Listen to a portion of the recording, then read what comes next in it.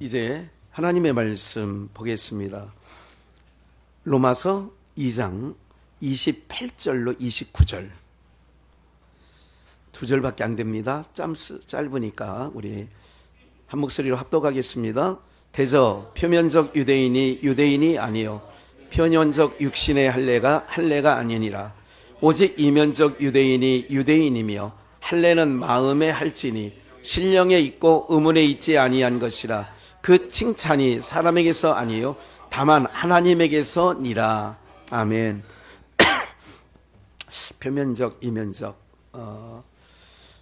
그러니까 표면적 이면적, 겉역사 속역사 이렇게 보시면 되겠죠. 그러니까 우리는 우리 개인에게도 두 가지 역사가 다 있는 거예요.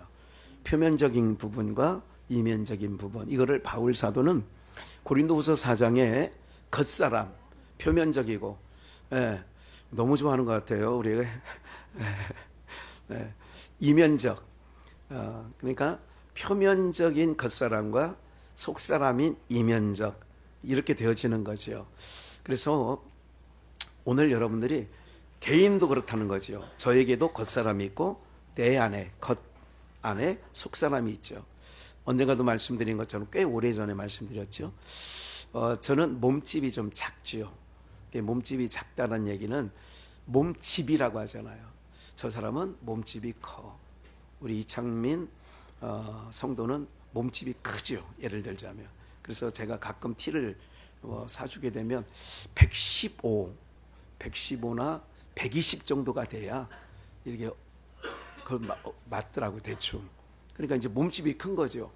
저는 95에서 100 사이로 이제 왔다 갔다 하는데 115, 120을 입으면 저 같은 사람 두 사람 들어갈 수 있도록 이렇게 되어지는 거죠. 그러니까 이거를 이제 이사야 말씀에는 풍채, 어른들한테는 풍채가 좋으세요 이렇게 하잖아요. 그렇죠. 그러니까 몸집이 크고 작다. 그러면 몸집은 겉사람이에요. 그럼 집이라고 하는 것은 계집에 누가 살아요? 양계장은 누가 살아요? 외양간에는요? 어휴, 그렇게 정말 너무 똑똑해. 너무 잘하셔. 우리에는 누가 살아요? 야, 그 동물농장 노래에 그런 거 보면 거기 다 나오잖아요. 그러죠? 이제 그렇게 살고 있는 집들이 짐승들에게도 붙여지는 거예요. 누가 사느냐에 따라서 양계장이 되는 거고, 누가 사느냐에 따라서 계집이 되는 거고, 이제 이렇게 되어지는 거죠. 그러면 우리 몸집이라고 했을 때는, 몸집이라고 할 때는 그 안에 사는 이가 있다는 거예요. 이건 집일 뿐이에요. 이건 집일 뿐이고 집 안에 누군가가 살고 있다는 거예요. 근데 그 누군가가 누구냐는 거죠. 그러니까 우리는 참 이렇게 참 사람들이 생각이 짧은 것은 뭐냐면 어느 분이 돌아가셨어요. 돌아가셨다는 얘기는 아까 말씀드렸어요. 육체는, 이 몸은 뭐라고요? 집. 그러면 돌아가셨다는 얘기는 집 안에 살고 있는 주인이 가셨다는 거예요. 그럼 사람들은 집 안에 있는 것을 소중히 합니까? 껍데기 집을 소중히 여깁니까? 일반 모든 세상 사람들은 껍데기를 중요하죠. 껍데기를 위해서는 엄청나게 요즘에는, 그러니까 돈 쓸 데가 없으니까 거기다 돈을 쓰는 거예요.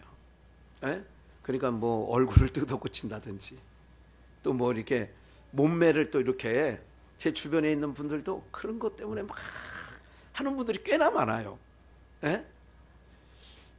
뭐 이렇게 뭐 이렇게 한번 이렇게 뭐 하는 게 있대요. 뭐 성형외과인지 무슨 뭐 하는데, 이게 하는 데 있는데 10번 끊는데 뭐 300만 원인가? 10번 가서 이렇게 10번 10회를 가서 이렇게 케어를 받나 봐요. 근데 300만 원. 지금 말씀드리려는 게 뭐를 위해서 그렇게 돈을 쓰는 거예요? 껍데기 칩. 그러니까 돌아가셨어요. 그러면 이 몸집 안에 살고 있는 그 원래 주인이, 집주인 그러잖아요. 몸집 안에, 제 몸 안에 집주인이 있다고. 그 집주인에 대해서는 사람들이 관심이 없어. 그래서 세상 사람들은 어리석다 그러는 거예요. 부모님이 돌아가셨어요. 그랬더니 어머니, 우리가 볼 수 있는 어머니 몸집 안에 살고 있던 그분이 가셨다는 거예요. 그분이 가셨어. 그러니까 뭐만 남았어요? 껍데기 집만 남았는데 그 집을 3일 동안 장례를 치른 거예요. 원래 살고 있던 분이 떠나가셨다니까. 근데 사람들은 껍데기 갖고 슬퍼해요. 그 안에 살고 있는 분이 가셨기 때문에 슬퍼하는 거예요. 육체 때문에. 사실은 우리 어머니 영혼이 떠나가셨어요. 우리 영혼, 이것 때문에 우는 사람 내가 본들 못했어. 그럼 우리는 껍데기를 위해 사는 사람들이 아니고 이 안에, 집 안에, 몸집 안에 살고 있는 그 진짜 나를 위해서 살고 있는 거예요. 그게 우리로서는 너무 여러분들이 인생을 잘 살고 있는데, 그게 바로 뭐냐? 이 몸집 안에 살고 있는 그 진짜 나는 하나님을 경외해야만이 내 속사람이라고 그래. 그거를, 그 속사람이 평안하고 기쁩니다. 이게 사람의 본분이니까. 하나님께서 이 속사람, 진짜 저에게 뭐를 기뻐하게 하라, 사람의 최고의 기쁨과 즐거움을 주신 거는 하나님을 경외할 때 최고조의 기쁨과 그 내 안에서의 만족감, 충만함, 이게 하나님을 경외하면 바로 그 집주인이, 원래 내 안에 살고 있는 집주인은 해결이 됩니다. 그 집주인이 괴로우면 육체는 같이 상해지는 거예요. 그래서 아이고 얼굴이 많이 상했어요 라는 얘기는 심령, 내 안에, 이 집 안에 살고 있는 진짜 주인이 심령이 뭐 했다는 거예요? 편치 않다, 상했다 그런 거예요. 나 마음 상해. 무슨 나 마음 상해. 나 정말 마음 정말 상한다. 이렇게 말하는 미친놈들 없잖아. 무슨 얘기인지 아시죠?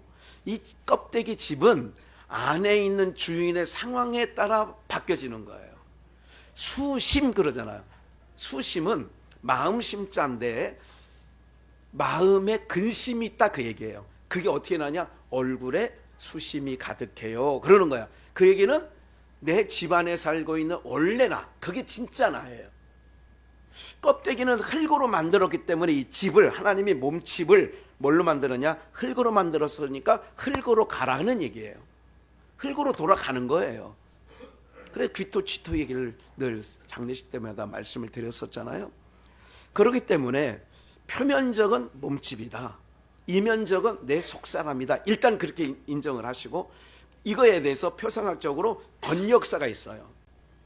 실질적으로 표면적인 사람이 있고 실질적으로 이면적인 사람을 대비하는데, 그게 창세기부터 나타나는 이삭은 이면적인 사람이고 이스마엘은 표면적 사람이에요. 에서는 뭐예요? 표면적이고 야곱은 이면적인 거죠. 이삭, 가인과 에서,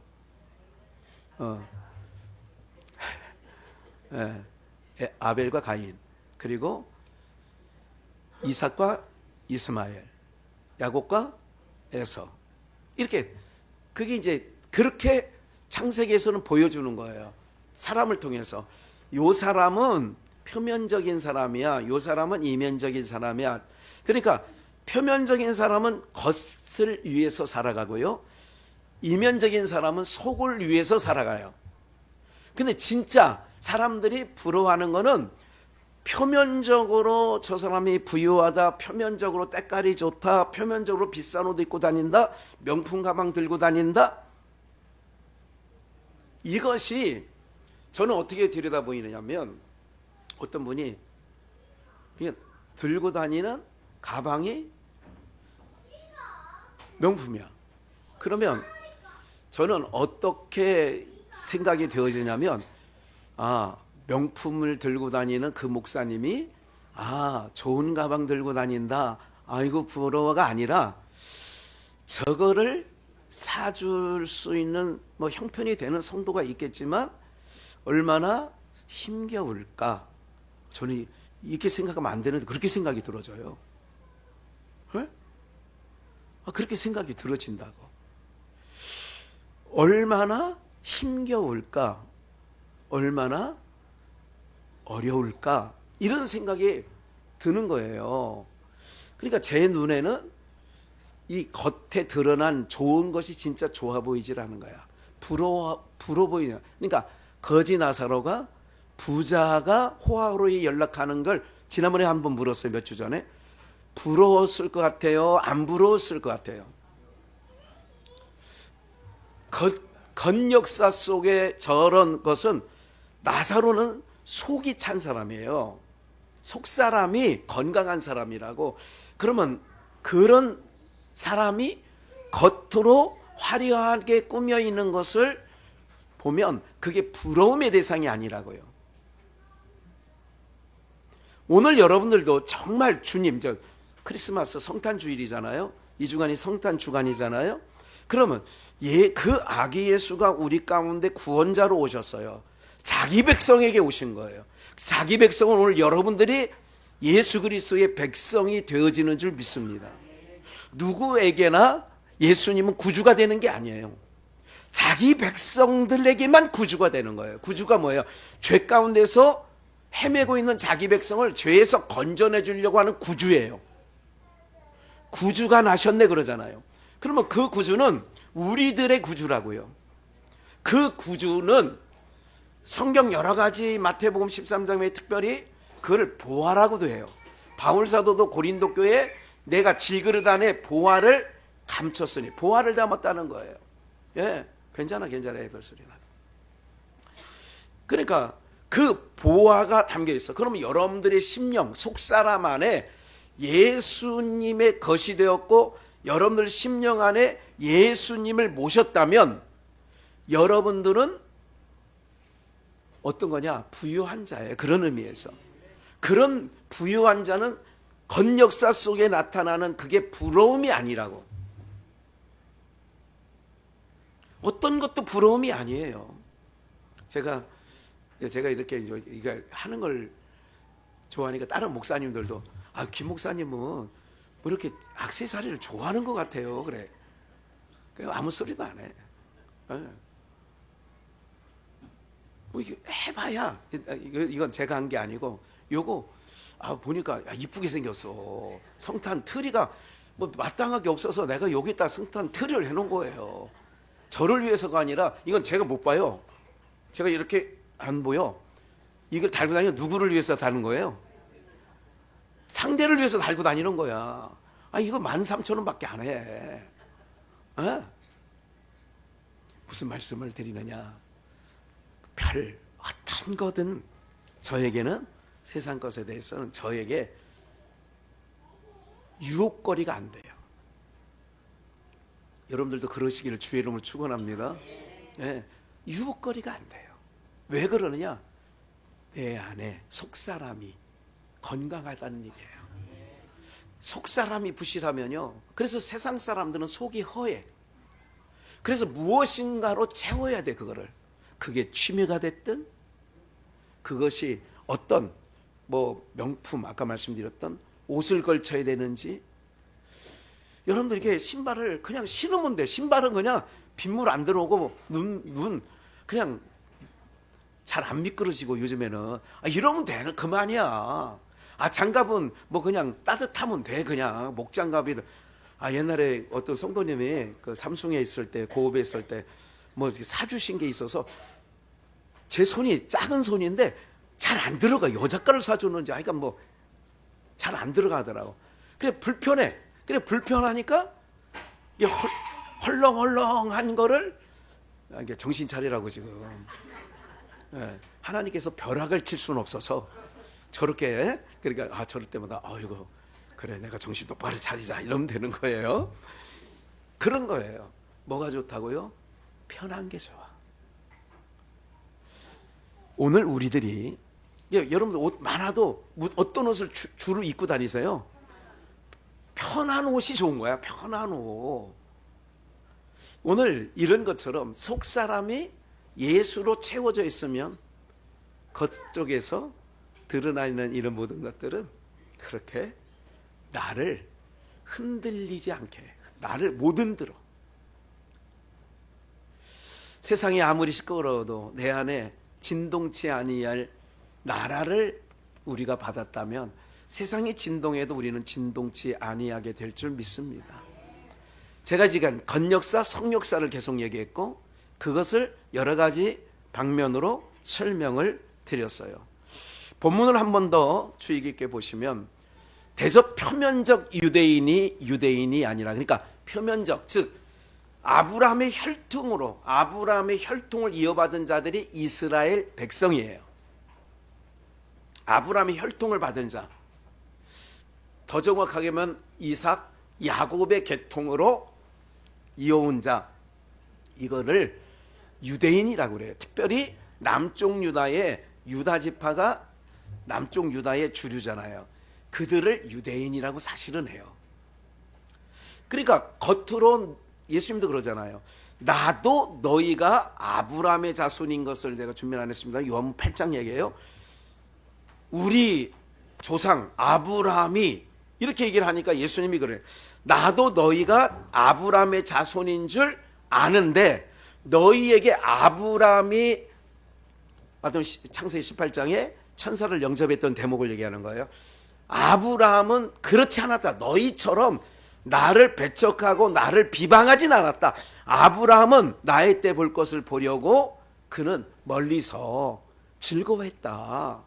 니네가 아브라함의 자손이라면 아브라함의 행사, 아브라함의 모습이 있어야 될 거 아니냐, 그런 얘기예요. 잘 보세요. 표면적 유대인이 혈통으로는 너희가 유대인인 거 알아. 근데 표면적, 이제 신약에 와서는 혈통으로 하나님의 백성이다 구분 지어지지 않습니다. 어떻게 되지나 예수 그리스도 어린 양의 피로 씻음을 받았느냐, 그러니까 예수 그리스도의 보혈의 피로 씻음, 중생이라고 그래요. 씻음을 받은 자를 하나님의 백성이라 신약에는 칭하는 거예요. 그때부터는 아브라함의 혈통, 야곱의 혈통이 아니라 예수 그리스도의 보혈의 피를 받은 자는 그거를 이면적 유대인이라고 하는 거예요. 그래서 혈통으로 표면적 유대인은 유대인이 아니야. 표면적 육신의 할례가 아니야. 즉 세례받았다고 세례교인이라고 우리는 지칭하지만 주님이 보실 때는 너 세례교인 아니야. 우리는 세례를 받았어. 저 주님 세례 받았어요.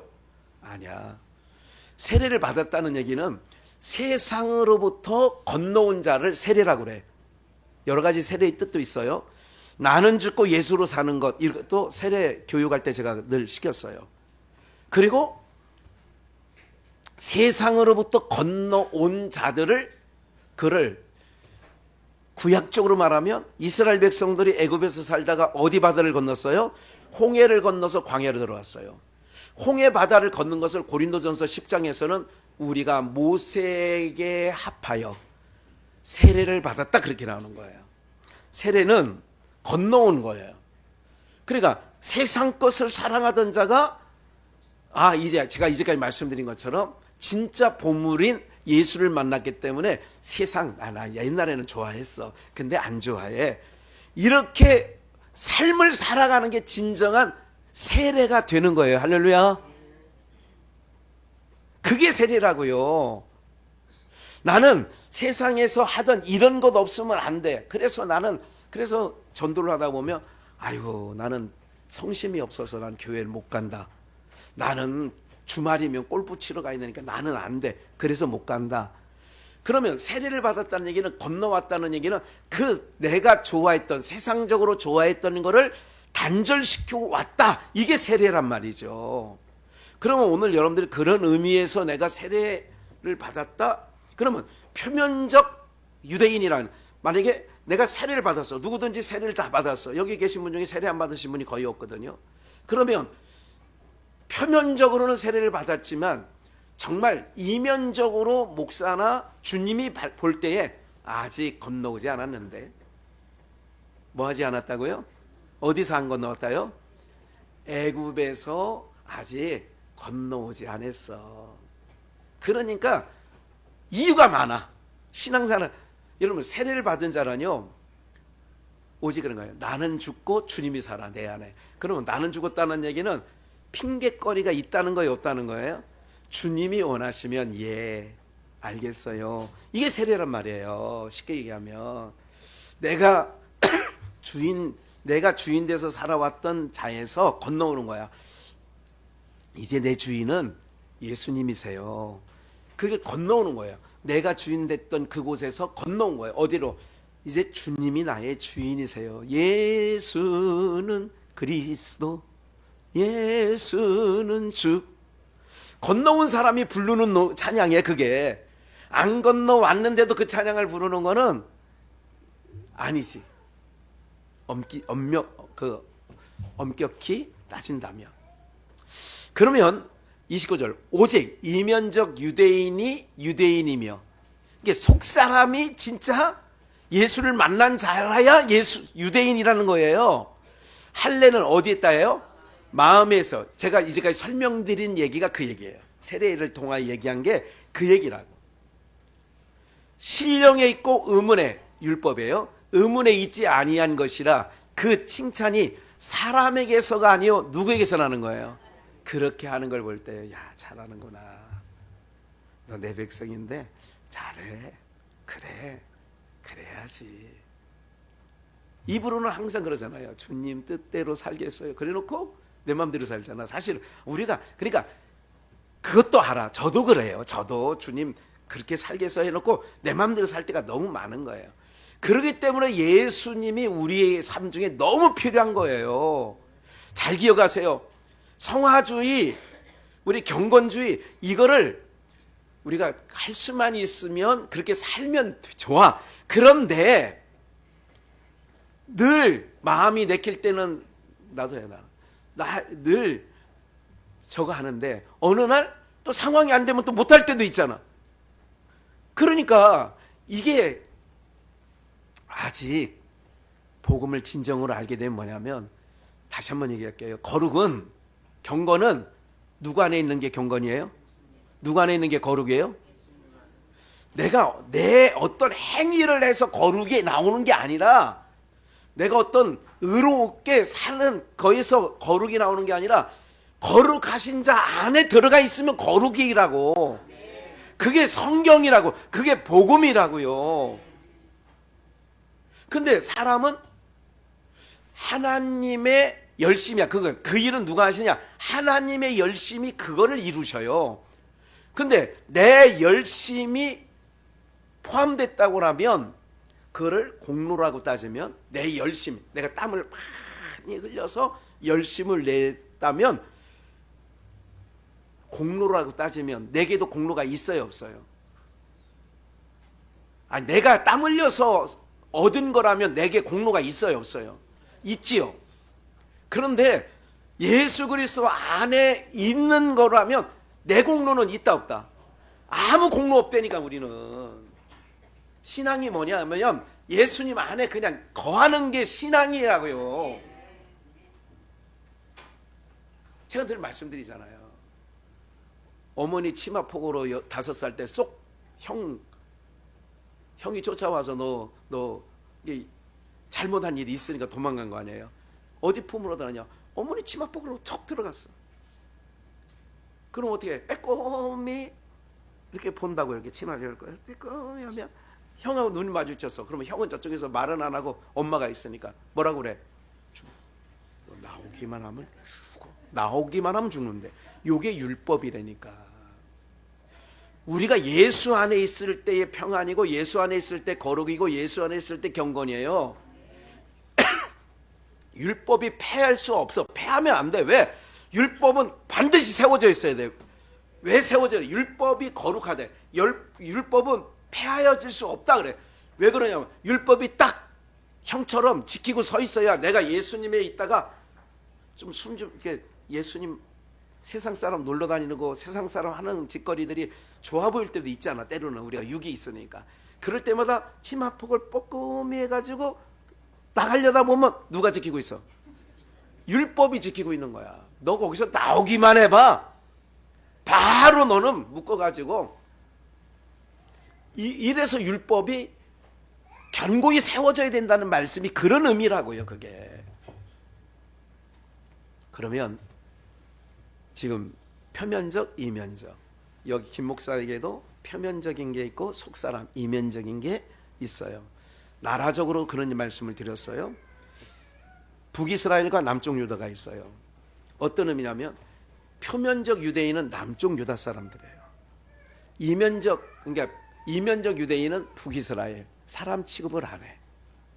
그런데 예수님께서 누구한테만 자꾸 가냐면 갈릴리, 거기에 이제 북이스라엘 쪽이거든요. 갈릴리. 또 수가라고 하는 동네가 어디예요? 대자 사마리아.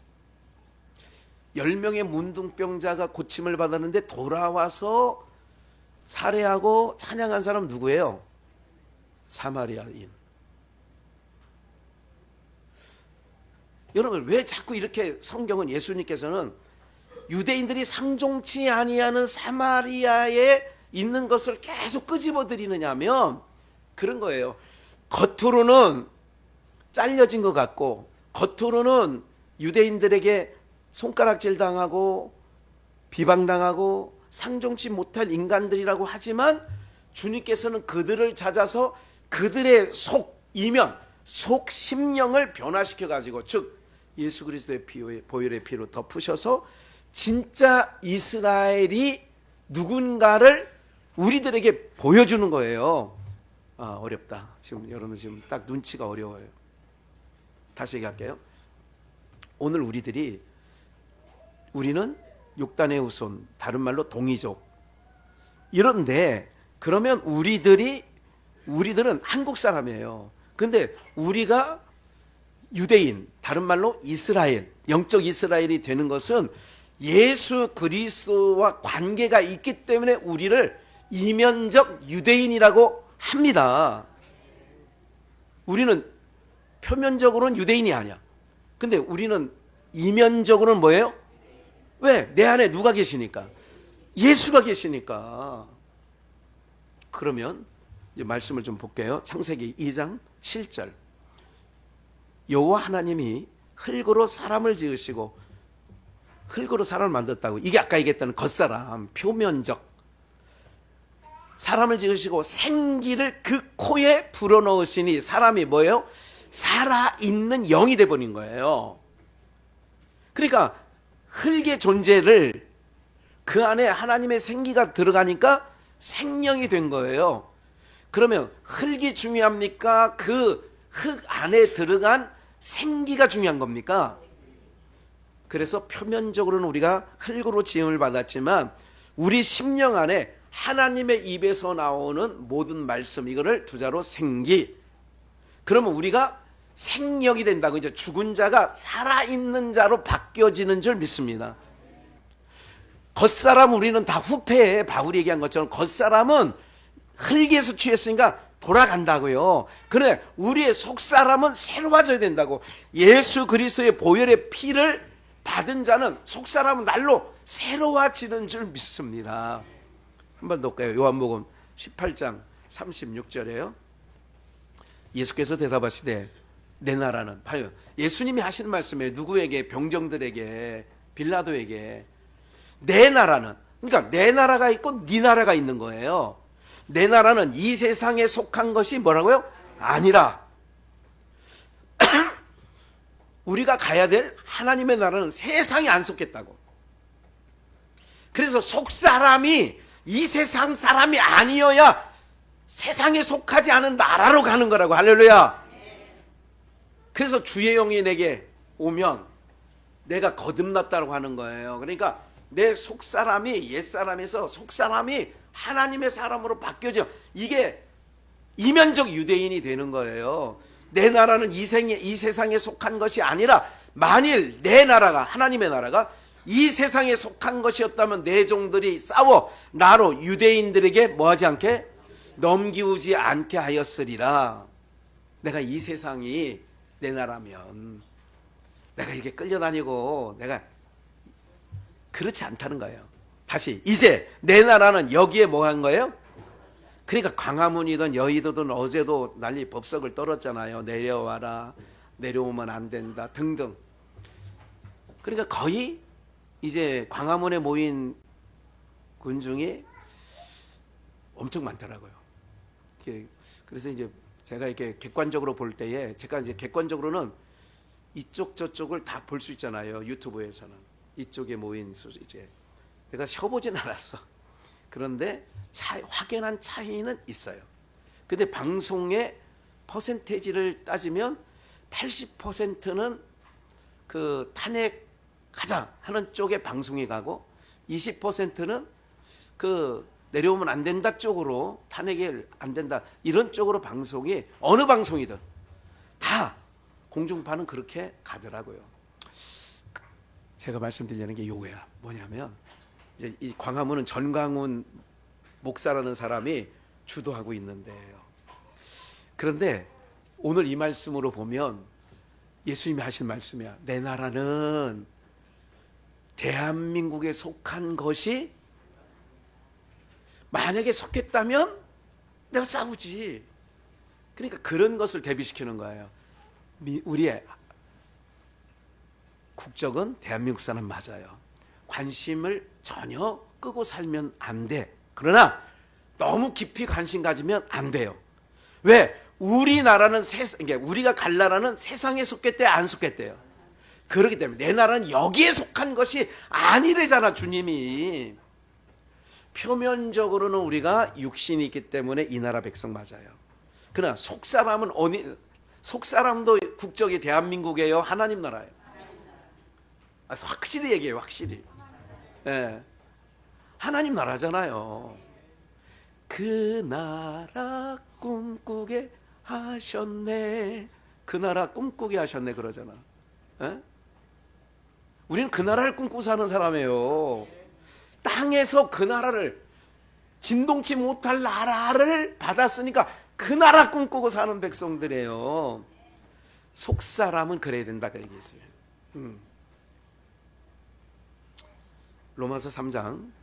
그러면 이면적 그리스도인이 그게 뭐 이렇게 중요하냐?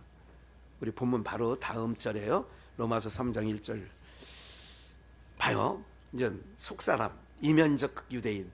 그런즉 유대인이 나음이 무엇이며 할례의 유익은 무엇이냐? 2절 같이 읽어요. 시작. 범사에 많으니 첫째는 저희가 하나님의 말씀을 맡았음.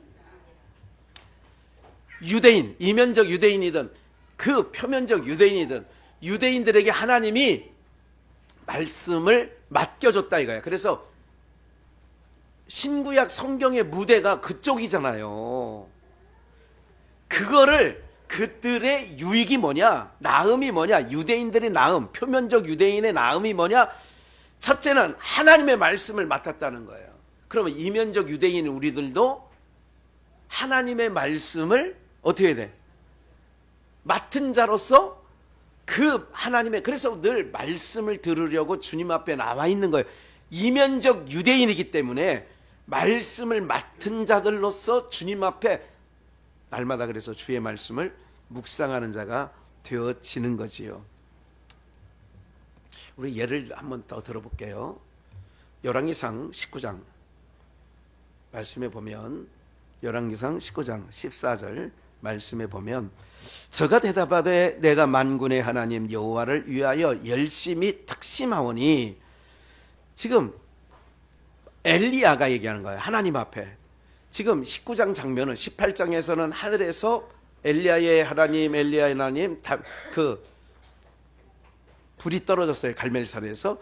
그리고 19장에서는 이세벨이 그 거짓 선지자들이 다 죽는 바람에 엘리야를 죽이겠다고, 그래서 엘리야 체포조를 보낸 거예요. 그럴 때에 로뎀나무 기억 잘 하실 거예요. 그런 사건에서 그런 상황, 배경이 있다는 걸 이제 말씀드린 거고, 14절. 저가 대답하되 내가 만군의 하나님 여호와를 위하여 열심히 특심하오니 이는 이스라엘 자손이 주의 언약을 버리고 주의 단을 헐며 칼로 주의 선지자들을 죽였음이오며, 지금 상황을 지금 엘리야가 하나님께 보고하는 거예요. 오직 누가 남았대요? 오직 나만 남았대요. 제가 오늘 이 본문을, 이 말씀을 이게 딱 스쳐 지나가서 어느 한 절 때문에 그런 거예요. 어떤 것 때문에 그러냐면, 표면적 유대인, 이면적 유대인. 그러면 겉으로는 선자들이 다 죽고 주의 단이 헐어지고 칼로 주의 선자가 죽었고, 누구만 남았어요? 엘리야 자기만 남았어요. 그런데도 이세벨이 내 생명을 찾아 취하려고 하나이다. 그러니까 15절 이렇게 얘기해요. 모든 주권이 하나님께 있다는 걸 한번 확인하자는 거예요. 여호와께서 저에게 이르시되 너는 내 길을 돌이켜 광야로 말미암아 다메섹에 가서 이르거든 하사엘에게 기름을 부어 뭐가 돼요? 그러니까 아람 왕도 하나님께서 엘리야를 통하여 야 가서 하사엘에게 기름을 부어. 그럼 왕이 돼. 아람 왕. 이건 이방 나라 왕입니다. 16절. 너는 또 님시의 아들 예후의 기름을 부어 어디 왕이 돼요? 이스라엘 왕이 되게 하고, 북이스라엘이에요. 또 아멜 무올라 사바세의 아들 엘리사에게 기름을 부어 12결의의 소를 끓고 있는 그 엘리사, 농사꾼이죠. 엘리사에게 기름을 부어 너를 대신하여 뭐가 되게 해요? 그러니까 모든 주권, 왕이 되는 주권, 이방 나라든 이스라엘 나라든 왕을 기름 붓는 것이 주권이 누구냐? 하나님께 있는 거예요. 그거를 다윗은 역대상 29장에 모든 주권이 하나님께로 왔습니다. 이렇게 고백도 해요. 그러면 이제 뭐 이렇게 죽이고 저렇게 죽인 건 그렇게 중요하지 않아요. 18절이에요. 함께 읽어요. 시작. 그러나 내가 이스라엘 가운데 7천인을 남기리니 다 무릎을 바알에 꿇지 아니하고 다 그 입을 바알에게 맞추지 아니한 자니라. 봐요. 요 대목이에요. 엘리야가 볼 때는 하나님의 사람들이 남은 사람이 있어 보였어요? 없어 보였어요? 없었어요. 나만 남았다고 그랬잖아 아까. 나만 남았다고 얘기를 하잖아요. 그런데 하나님께서 그에게 주시는 말씀은 바알에게 무릎 꿇지 아니한 자가 몇 명을 있어요? 이스라엘 가운데 7천인이 있다는 거예요.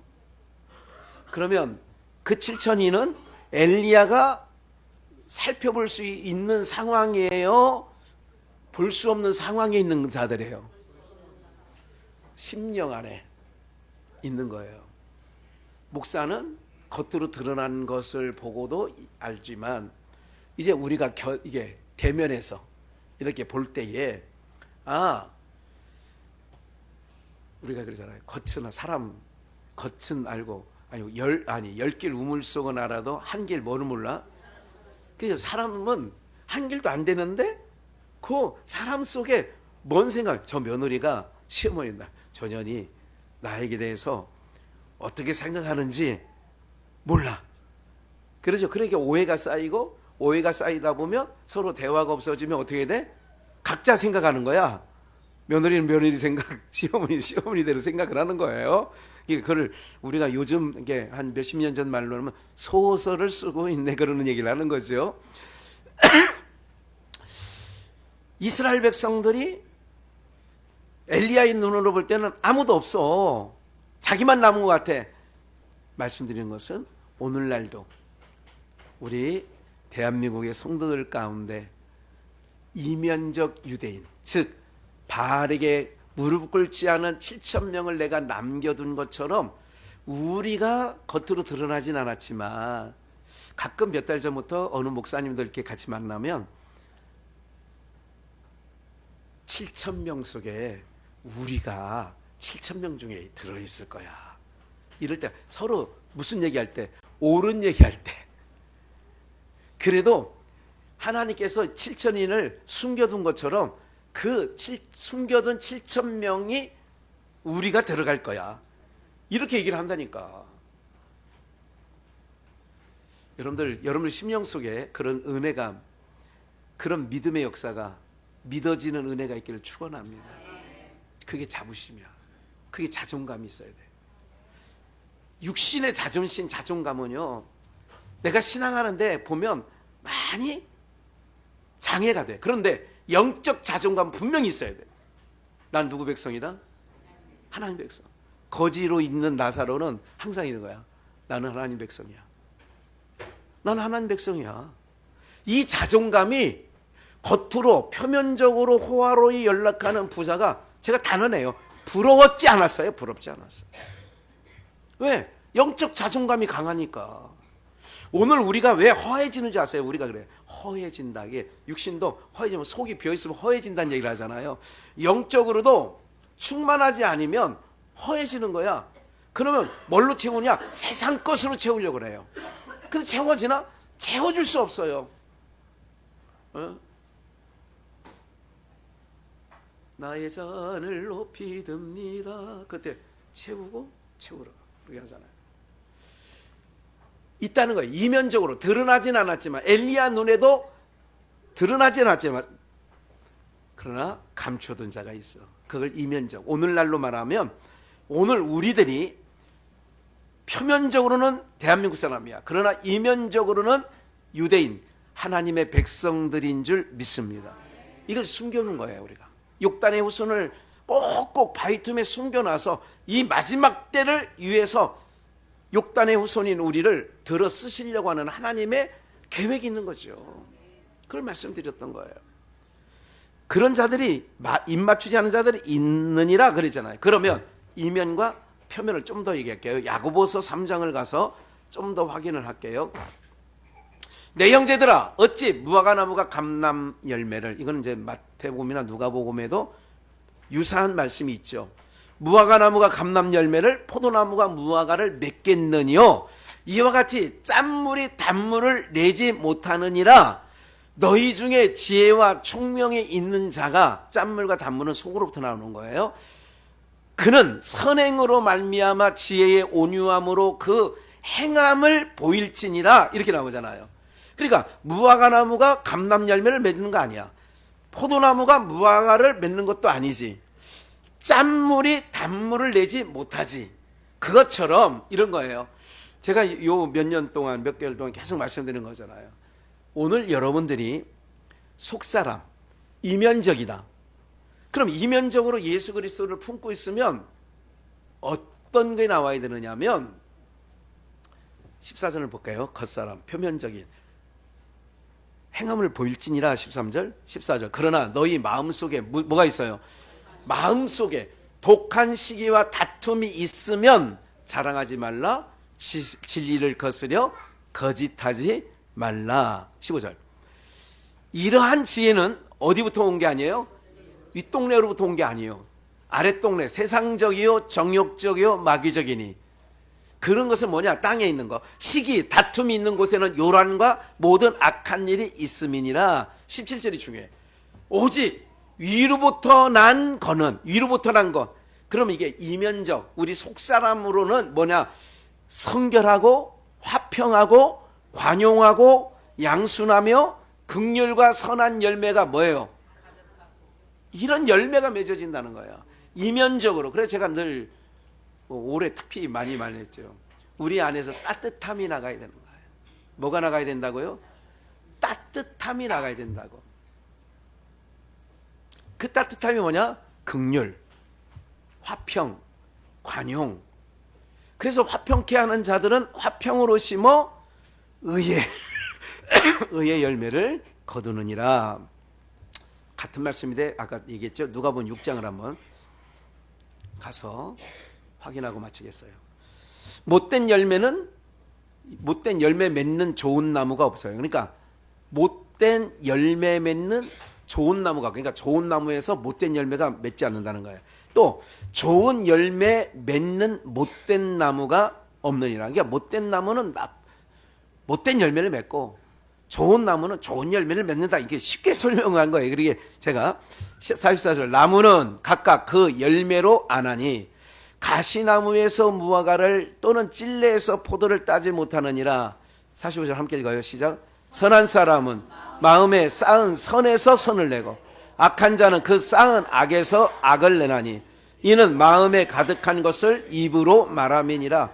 그러니까 이면적, 표면적 얘기했어요. 우리가 그리스도인이 되었다면 우리 마음에 나의 삶이 변하여, 그러면 쌓은 선이, 그럼 아까 은혜와 긍휼과 화평과 이런 성령의 9가지 열매를 맺는 것처럼 이런 열매가 내 삶에서 그게 툭툭 튀어나와야 되는 거예요.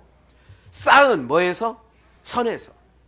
그럼 오늘 우리는 이면적 그리스도인이에요. 이면적 유대인이에요. 그러면 쌓은 선에서 선을 내는 거야.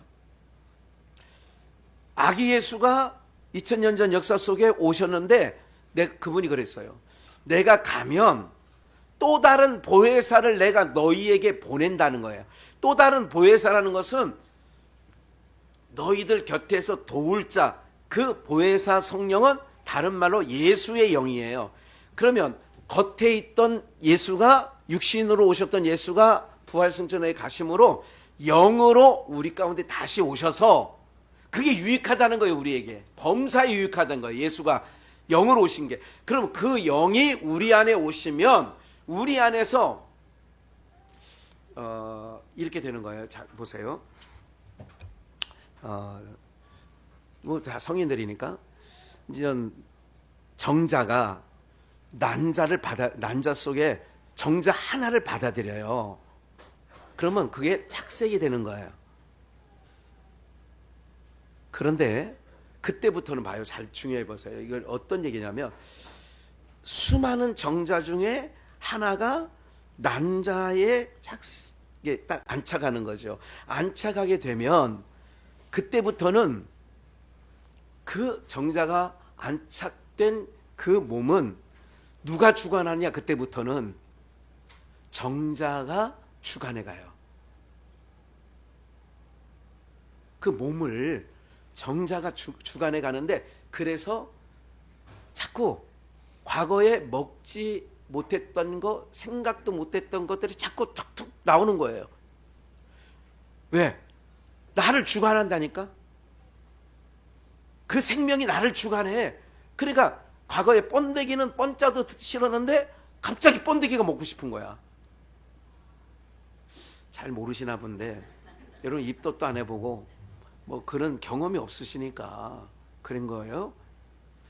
예수 생명이 내 안에 딱 안착되면 그때부터는 내 몸을, 그 생명이, 정자가 그 몸을 주관해 가듯이 예수 생명이 내 안에서 나를 주관해 가셔서 좋은 나무가 좋은 열매를 맺는 것처럼 내 마음에 주님이 와 계시기 때문에 쌓은 선에서 선함의 열매가 자꾸 은혜와 공률과 자비와 이런 베품이 자꾸 나오는 거예요. 근데 우리 건역사만 하니까 아직 주님이 내 안에 안착되지 않았는데도 자꾸 선한, 아니 누가 좋은 일인지 몰라서 안 하는 게 아니라 아직 내 안에 예수 생명이 작동을 안 하는 거예요. 예수를 60년 믿었는데도 내 안에 예수 생명이 작동이 안 되니까 베품이 안 나와. 손을 못 펴. 헌신이라는 것도 그냥 하는 게 아니에요. 아이고 저거 뭐 헌신 좀 하지. 목사가 됐으면 헌신 좀 해요. 이게 아니라 내 안에서 작동을, 아직 예수가 나를 확 잡아야, 그걸 아까 정자 난자 얘기를 하는 이유가, 예수님이 나를 딱 차 앞에 오면 과거의 기막현에 없었던 것이 열매로 막 드러나는 거예요. 할렐루야. 그게 진정한 크리스마스예요. 예수님이 오셨어요. 그러면 어디에 오셨냐? 그 육체로 오신 예수님은 이제 부활 다 임무 마치고 다 이루시고 하나님 보좌 우편에 가시고 자기 이름에 또 다른 너희를 돕는 보혜사, 옆에서 돕는 보혜사 성령을 너에게 준다. 그게 예수의 영이라니까. 부활이에요. 그 영을 그는 육체로 오신 예수님은 겉에서 역사했지만 내가 보낼 보혜사 성령은 너희 속에서 역사한다는 거예요. 그러니까 속에서 역사하기 때문에 옛사람에서 나올 수 없는 것들이 이면적 유대인, 속사람에서 막 그게 툭툭 튀어나와야 된다니까. 그러는 걸 보면 사도행전이 뭐라고 했냐면, 저 사람도 그리스도인이구나. 요한복음식으로 말하면 저 사람도 예수 제자구나. 무슨 말인지 아시겠어요? 예수 제자구나. 아, 그렇구나. 오늘도 대한민국에 나오는 소금 중에 최고 좋은 소금을 이만큼씩. 이만큼 안 되지? 이만큼 돼? 이만큼 되네. 이건 식용으로만 사용하세요. 여러분들 자꾸 이렇게 퍼다 주는 거예요. 부자가 뭐냐면 내가 겉으로 볼 때는 가난한 사람인데 자꾸 주는 사람 부유한 사람이고요. 부자의 개념을 잘못 알고 있어요. 세상의 부자는 그런 게 아니야. 싸놓은 게 부자인데 우리가 제 발견은 뭐가 가난하냐, 창고에 가득 싸놓고 막 쌓아놨는데도 누구한테 요만큼도 베풀지 못해. 가난한 사람이에요. 인생 진짜 비참한 사람이라고. 가난한 사람이라니까. 에? 제가 오늘 한번 우리 교회 단톡방에 영상 하나 올려드릴게요. 한 4분밖에 안 돼. 4분밖에 안 되는데 노 부부가 식당을 경영해. 식당을. 그런데 한 18살 청년 되는 그 아이가, 그러니까 이제 보육원에 있다가, 부모가 없이 보육원에 있다가, 이제 보육원에서도 이제 그 정도 나가면 나가라는 거야. 그러니까 갈 데가 이러니까 밥도 제대로 못 먹고 하는 걸 이렇게 가까이서 유심히 본 거예요. 그래서 그 청년, 그 학생 18살 보고, 걱정하지 말고 수저 하나만 더 놓으면 되니까 네가 여기 와서 밥을 그냥 먹어라. 그렇게 했어요. 어떻게 제가 그렇게 하냐고. 나는 그럴 수 없다고. 아니라고. 그래도 싹수가 있는 거죠. 덥석 대들지 않고. 그런데 할아버지 할머니가 너무 이게 하니까 했어. 이게 먹다 보니까 이 아이가, 18살 먹은 아이가 할 수 있는 일이 뭐냐면 인터넷을 할 수 있잖아. 그래서 인터넷에서 후기 다는 거 있잖아요. 이 집 맛집이다. 이 집 너무 좋다. 이 집 갔더니 얼마 지나지 않으니까 손님이 막 엄청 오는 거예요. 그 식당에. 그래 알고 봤더니, 어떻게 알고 왔냐 그랬더니 네이버 보고 뭐 이렇게 막 인터넷 다음 보고 막 이게 찾아왔다는 거예요. 맛집이라고 소문나서. 그래서 어느 만큼 시간이 지났어요. 이 부부가 그런 얘기를 했어요.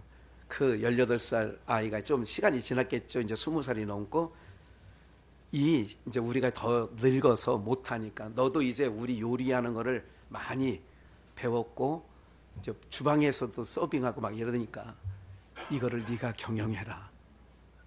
그 아이 통째로 줘버렸어. 그랬더니 저는 돈이 없어서 안 돼요. 아니다. 네가 나한테 준 5천만 원이 있다. 그래 밥값으로 준 거하고 또 뭐더라?